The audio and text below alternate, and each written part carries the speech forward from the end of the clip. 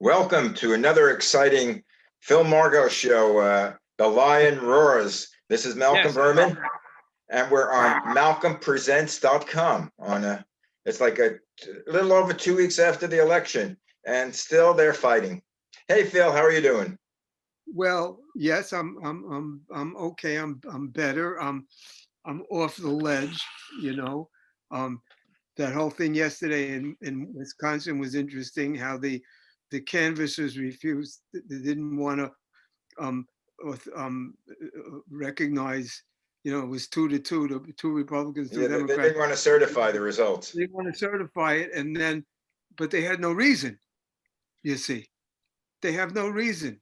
So they finally caved and certified it, and now they're suing for recount in Wisconsin, in Madison, and in Milwaukee, whatever it is, because they expect to find votes or get rid of votes for Biden, who's ahead by 20,000 votes. So it's not going to happen, and whatever these people do, Biden is going to be inaugurated as president, and the Republicans and flimsy Lindsey, I call him Flimsy Lindsey. I gave him a nickname. Now I'm going to start giving nicknames to these assholes, and so because he's not doing it anymore. The main POTUS. I call him, by the way, POTUS Wipe. POTSSWIPE. President of the and today was interesting. I was watching the news in between Hallmark movies, because you can't watch the full news because the fucking news is half the problem. They shouldn't talk about him. They shouldn't say he's suing. They shouldn't even mention it. They should say, "Oh, he's at work again. Fuck him." They shouldn't report it. Of course, excuse me, when they report it, then more people hear about it. So MSNBC is running against themselves. Don't report him. This is idiot. This is nonsense. It's like me saying, "Oh, Santa Claus landed on my roof and we had a bris." I mean, it's ridiculous. You don't pay attention to it. Well, that's a new thing which I discovered. Which Santa Claus is actually Jewish. Yes. Because some people spied him in the shower and he was circumcised. So that's number one. No. Let me dispel that theory right away. It was done for health reasons. Not at those times. It has nothing to do with religion. No, I'm sorry. But like the news was saying, 30% of the people believe that the election was phony, right? They did a survey. Right. 30% of the people believe Nixon didn't commit any crimes too. Nobody puts anything in perspective anymore. 30% of the people, of the public, believe Nixon was innocent. They still do. I think 40% of the Trump followers believe QAnon, that Hillary Clinton and the rest of them are running a child porn ring.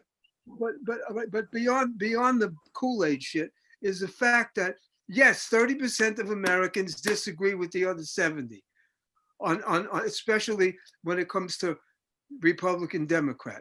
People who are lifelong Republicans didn't turn around and vote for Biden. They still voted for Trump because they're lifelong Republicans and because that's what they feel they should do. Except the thing was, that's what I think. Yeah, but I think why Biden won is because a lot of people voted the ticket a Republican, but didn't vote for Trump because they realize he's not a Republican. Yeah, but well, whatever. I mean, yeah, because of the whole bit. We didn't win the Senate, or so far. We're still too short, and the Dems lost, and the Dems lost part of the House. We flipped 2 seats, okay, and the seat we were going to lose in Alabama anyway. Yeah, we weren't going to hold on to that suit. I mean, the guy who's a senator is a fucking moron also, but he wasn't a pedophile. I mean, you got to understand that what's his name, Doug Jones ran against a pedophile in the last election. Yeah. And even the 30% probably doesn't care for pedophilia, but of course some of them do.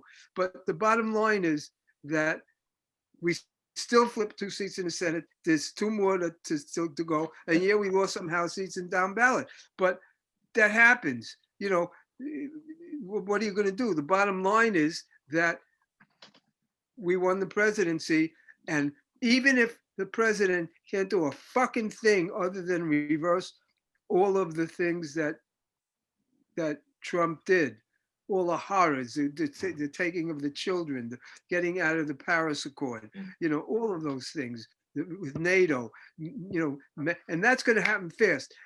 On day one, before he starts his term, he's going to make friends with all the countries that we fucked around with Trump. Okay. Yeah. And as soon as he gets in, he's going to have a stack this much of executive orders to reverse, and he's going to get rid of all the policies, and he's going to, all of those things that Trump did, he can get rid of. Now, what can he do? What can he do law-wise? That will remain to be seen. If we get that's going to be difficult. Or it only takes 2 senators to change. And there's another thing too. I think I've said this before. It's the PR. It's what the president says because he's the president. Okay? He's the president, so he says shit and people believe it. Well, when he's out of office, he's going to say shit and people are not going to believe it. Not that many people. Not the 70,000, not the 70 million. He's going to have his followers, whatever percentage it is, they're going to believe him. They're going to believe him that he was screwed out of the presidency. No, because they're going to find out what a charlatan is. And you know what else? Another thing. We don't have to put him in jail. We don't have to arrest him. All we have to do is expose him. You see, all of that shit that's under the water now that we can't see, that he's hiding, his taxes, all the things he actually did, will all be exposed. Whether he gets arrested or not, whether they can put him in jail, whether he's pardoned for it or not, he still did it. Yeah. We're going to see his tax returns. We're going to know what happened. We're going to know what happened with Russia. All of that shit that's buried, we're going to get it out because we're going to have a DOJ that we have, okay? And if you expose him and make people know, here's the proof, here's his tax return. We didn't make it up. It's not fake news. Here it is. He paid $750 in taxes in the year that you paid a lot more. And rather than the White House saying the shit that it says now and all of his enablers echoing it, even the media, now you'll have a president that says, be kind to each other, take care of each other. We're in a lot of trouble. 250,000 people are dead. 2,000 people are dying a day. We have to stop this. There's a vaccine around the corner, but you're still going to have to stop this. You're going to have to, I mean, look, everybody who's opened up is closing, you know? Why? I knew that. Why did I know that? I'm not an epidemiologist. And I have proof I knew it because I wrote my governor and I wrote my congressperson and my congressperson in the state. What Michael Bloom? Michael Bloom, right? Is that right? Michael Bloom? Anyway. Sure. I'm Brad Sherman here. Well, yes, I know him too. But anyway, and before they opened the first time, I said, don't do this. And then the second time I said, don't do this. And it's on my phone. So I'm not making it up. Why did I know that we had to shut down and fight this thing tooth and nail? And that's the only way we're going to open. And even if people act as the way they're acting now, another 250,000 people are going to die, and then there'll be a vaccine. Okay. Well, by mid next year. 500,000 people are going to die. But you know the ridiculous thing, or not ridiculous, but so far for the 2 weeks since the election is over, what has Trump did? What has Trump done? I mean, he hasn't done anything. He's in the bunker. Yeah. Remember who else was in the bunker? But he hasn't done anything. He hasn't done anything to with the pandemic. He hasn't said, No, okay, guys, because we have it, the governors. But what he's doing, he's saying, oh, I was cheated, I won. We're going to bring lawsuits in all these states. And what else does he do? He fires the Secretary of Defense. He fires Yeah. pre-Pentagon people. Now he's pulling out 2,500 troops out of Afghanistan. He fired the guy who, what was his name? Christopher Krebs, Yes, the guy who Krebs. said the election was on the up and up from Homeland Yes. Security. No, who made sure. Right, he was cybersecurity. Isn't anybody surprised that there was no Russian interference in the election? It went smoothly. After all of that PR for the whole year, oh, there's still, even Mueller report said they're still doing it. And Christopher Wray said they're still doing it. They're still doing it. They didn't do it. They didn't get in the way. Krebs prevented that. And that's why, that's why Trump is pissed, because if they did, he probably would have had more shot getting elected. No, well, he's pissed off because Krebs said this was legitimate. There was no tampering. And I know he'll find his way into the Biden administration. Hopefully, I know. I bet you. And he also, what they don't talk about is his third in command, who's left, because he quit and his second in command quit. I mean, he was fired and his second in command resigned.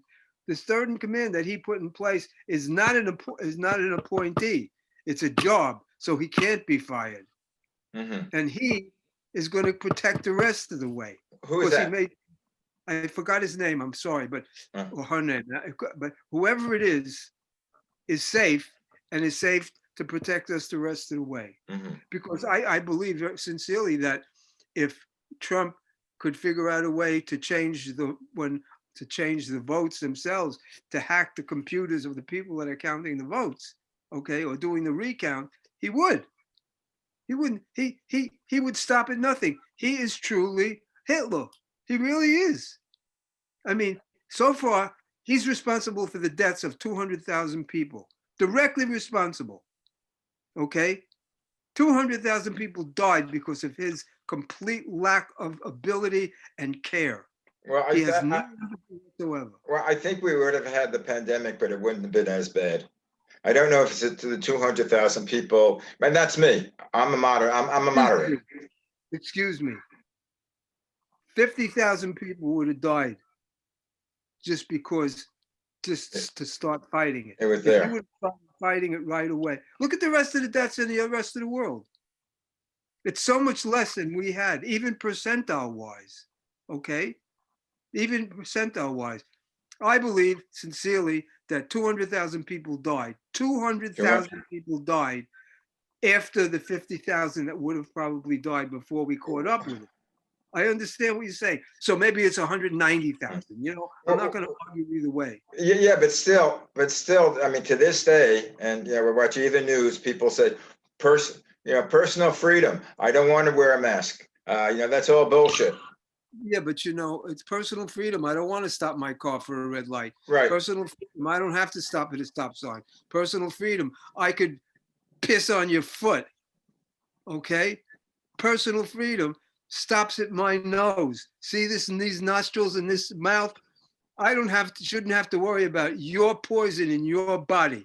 I think I was talking on the other show. This is going back on personal freedom. Fuck you, personal freedom. In the late 60s. And then the same people that talk about personal freedom say it's okay to take away the kids from their parents. Come on, get real. Think. Well, in the late 60s, there was a theater group called the Julian Beck Theater Group. And I remember seeing a play. I was in New York, and I think it was like 68, 69. That's a long time ago. At BAM, the Brooklyn Academy of Music.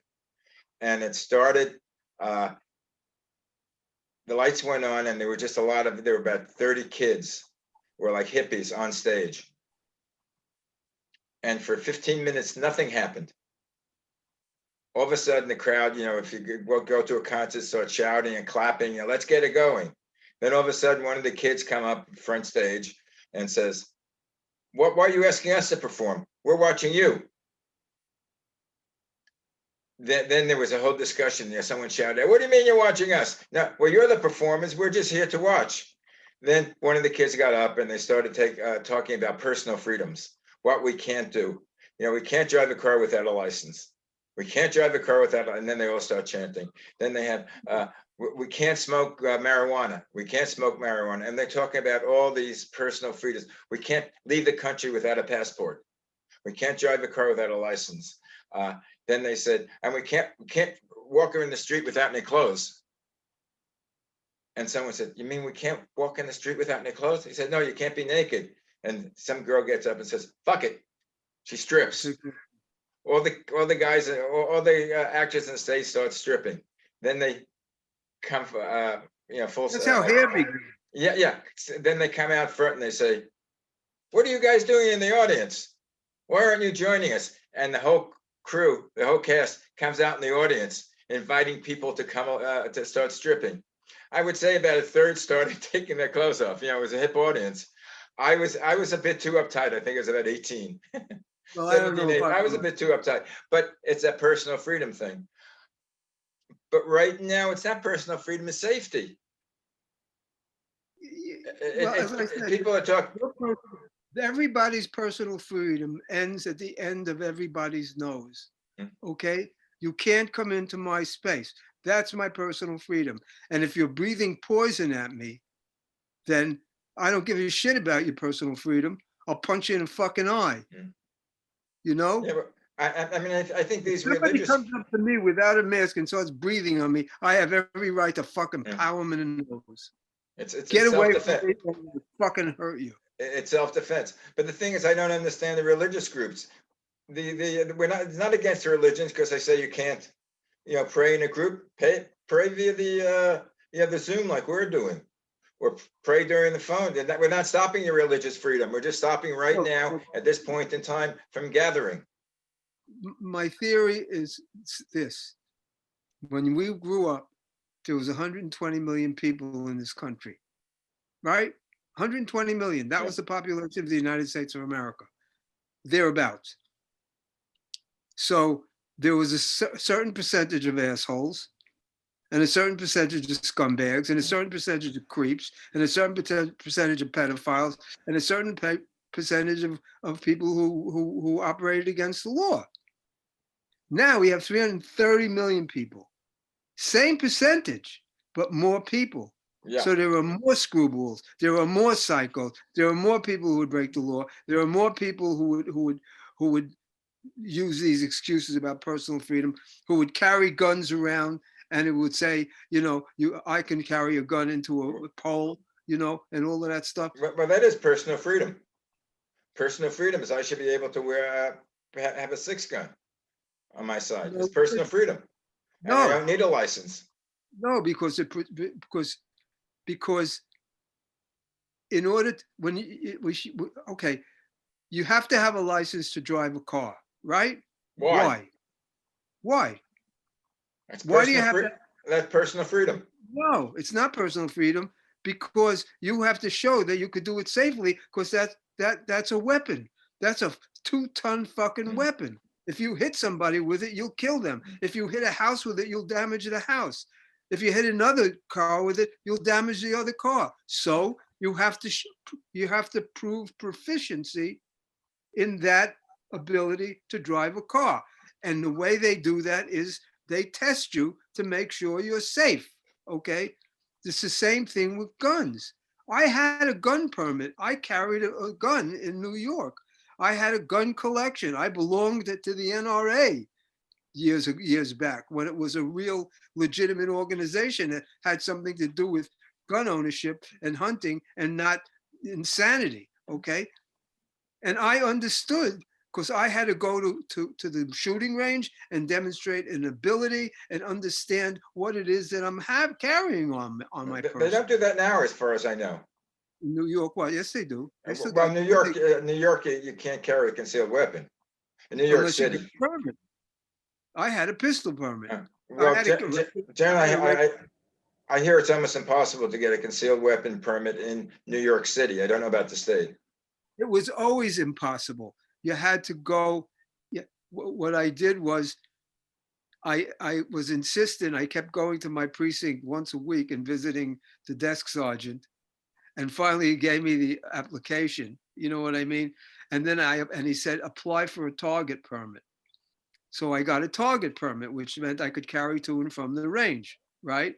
And then when we started going out and getting gigs, I said I needed to be a straight carry because we carry a lot of cash around because we get paid in cash. So they said, and I had the target already, and so they upgraded it to a carry, and So I this, kept it for years to a straight carry, and I you, kept. how often do you renew that, or do you let it go?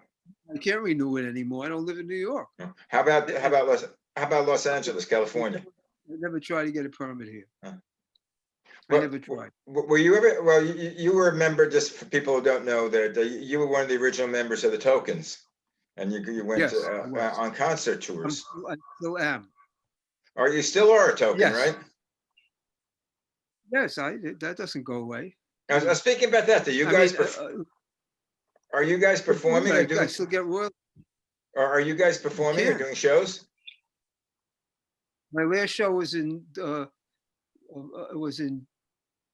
June of 2019. Oh, so that's a little That was over a the year last ago. show. Yeah, I because of COVID. Yeah. We couldn't perform this year because it was, it was June. They worked for the city of Beverly Hills. So I don't know. I'm not saying I won't. I'm just saying I haven't because it hasn't been available. Well, I don't remember if we did a show a number of years ago. I think it was a radio show, and you were part of it. And one of the people you brought in for an interview was a guy, forget his name. I think it was the group that did Little Darling.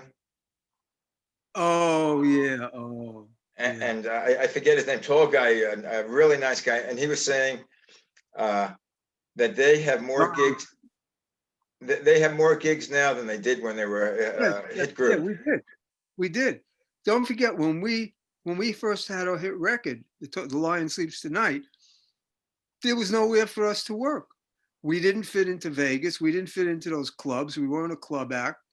We were sort of a folk act, but that didn't happen for a couple of, that we did a couple of colleges, but we really weren't, And then the only thing that was really to work was those shows that Margo-The used to have, those big shows with a lot of stars, those the Paramount or wherever else that was. Yeah. And we didn't want to do that because we were producing and we didn't want to spend our days sitting in a room doing 6 shows a day.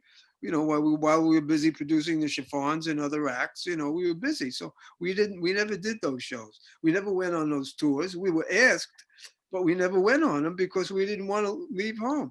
Now, occasionally we would go perform, now and again, but when it came back, then we used to work almost every weekend. Huh? We worked a lot. And from the 2000s, the late 90s or the middle 90s to almost 5 years ago. Yeah, well, just on that one song, "A Lion Sleeps Tonight," that's one of the iconic. Tonight I fell in love with Was that the late 50s or early 60s? 61. 61. Tonight I fell in love was in the spring of 61, and The Lion Sleeps Tonight was in October or November of 61. 61. And then we were involved in producing the chiffons and Randy and the Rainbows and the Happenings and Tony Orlando and Dawn. We produced through that whole decade. We had a lot of hit records. Was that the whole group? Or? See, those are some of my gold records. See, wait, I could show you more. See, there's Knock 3 Times, Candido, Tie Yellow Ribbon. Are you Tie Yellow Ribbon? Yeah. Yep. Yeah, yep. As I say, I think you know my cousin Alan Schwartzberg. You go over to his house; he has all those. He was a drummer. Yeah. He played a lot on a lot of our recording sessions. Yeah, I mean you go to his house. He still has a house in Brooklyn. Oh, that's great. Well, they were making big money at that time. Yeah, well, I don't know how much. He was doing, it wasn't, the pay wasn't as high as it is now, but now it's not. Now it's kind of evaporated completely because you don't need to really have do recording sessions. You could do it in your living room. Right. It's like changed a lot, but Something's happening. I hear. there was something about the excitement of standing in a room with a bunch of musicians and singing and hearing the song and being around the mic and singing the songs live. And you had a take, you had to get it all right in one take. Well, I Right. mean, not one take, but one complete take. Right. Matter of fact, matter of fact, there were times when like we did Denise by Randy and the Rainbows, oh Denise, Yeah. doobie doo. Tonight I felt, yeah. No, Denise. Denise Dennis. was, somebody had a hit with it. The Blondie, I think, had a hit with it later on. But um, but we did the original record, and we didn't get a complete take, so we had to cut 2 takes together. I was playing drums on that. You still get royalties on that? Yes, I get royalties on the chiffon stuff. I get royalties on Randy and the Rainbows. I get royalties on the token stuff on the Lion Sleeps Tonight and stuff like that. I get royalties from a sound exchange. You There's mean more ways. I have to pay you royalties if I play the Alliance Sleeps Tonight by the Tokens on the Depends on show? where you play them. No, I don't know, because we're not paying royalties. But if it's on Spotify or any of those things, yes, we get paid. Well, didn't you have something on Spotify? You said there was like 5 million hits or 2 million hits. I don't remember. Tonight I Fell in Love. Doesn't amount to that much money, but it's money. It's nice to get a $10 I check. have a lot of things that I did. I just recently got overseas checks, overseas residuals from the different Strokes episodes I wrote, the Who's the Boss episodes I wrote, the Goddess of Love movie that I wrote and produced with Van White. All of a sudden it comes in like, this was from all overseas. So I mean, I'm still, I still get money for that, a lot of that old stuff. Not as much as I should, but I still get some. Are you doing anything in the music field now? You're writing or Not doing anything. composing? I haven't sat down to the piano since my brother passed. Uh, I just haven't had the. I guess he was part of my music. I mean, I wrote a lot of things without him. I wrote a Broadway show without him. I did, but I don't know. He was kind of my instrument. that was about I mean, he two knew how years to. ago, right? That was Mitch Margo. It'll be 2 years ago this month, actually. Yeah. 2 years ago, yeah. Boy, it seems like longer. Anyway, but I think that getting back to our country, I talked enough about me. I think that we have a big road to go. Oh, definitely. We have a big hill to climb, but I think they're making it sound worse than it actually is. I think that once there's a leader in the White House that has the bully pulpit, that and also Kamala, that could that could send a correct message to people and set a good example. I think that that'll change. I think that there will be people. There's 30% that are always Yeah. that voted for Harding or voted for Nixon, or don't forget Nixon was reelected by a landslide. This was Right. after Watergate had After started. Watergate. But So I mean, don't think that Trump has that much power. And first of all, the idea of him running again in 24 to me is hysterical. now when he's 78. Well, But no. How old is he? He's 74. So It'll be 78. And the thing that he's not healthy. before we have to say goodbye. He doesn't look healthy. Before we have to say goodbye, there's one thing which I haven't heard anybody talk about, and I know that Biden got a very strong black vote and black women vote, but how much of that was due to his running mate? What's the difference? Kamala. Well, I wonder, but the thing was, did he do it on his own or because he had Kamala? No one does it on their own. No, I know, but how much was she the influence of the vote? I think she was an influence. I think people, come on, the first woman, black and Asian and Indian. I think she's great. But I She's mean, the wonderful, thing, she's eloquent, and she's wonderful to look at, and she's attractive, and she has a wonderful smile. yeah, she has a great persona. But what was Oh, interesting, she's the only vice president I would ever kiss on the mouth. Okay. I don't know if, That's well, say something. she wouldn't because she would be, you know, it's not right to kiss on the mouth nowadays. But the thing that it should be said would. interesting, I said would. it should be interesting to see how her husband behaves as the I think second gentleman. he spoke beautifully. I think look, when you see what we got there, these fucking liars and cheaters and people who lie, guys that flies think are shit, you know, I mean, really, there's not an honest person in the White House anymore. Right. All of them were fired because they were honest.